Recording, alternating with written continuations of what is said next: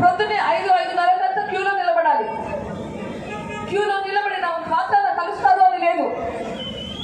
ఆయన తీరుకుంటే కలుస్తారు, తీరిక లేకుంటే కలవరు. 3 ఉంటే కలుస్తారు, 3 ఉంటే కలవరు.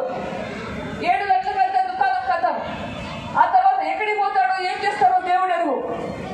దినమంతా కేసుల నుంచి ఎక్కడ తప్పించుకోవాలని పోరాడుతుంటారు.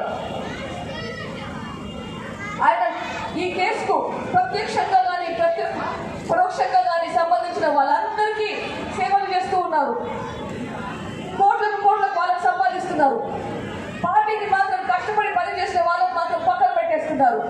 ఇది ఏమైనా న్యాయమా? మీరు ఆలోచించండి. మీకు న్యాయం జరుగుతుందా? ఈరోజు మీరు ఆలోచించాలి. మీరు నిందితుల వైపు ఉన్నారా, న్యాయం వైపు ఉన్నారా? వైఎస్ రాజశేఖర రెడ్డి గారు, వైఎస్ వివేకానంద రెడ్డి గారు మన కోసం, మనందరి కోసం కష్టపడ్డారు. మనలో ఒకరిలాగా బ్రతికారు.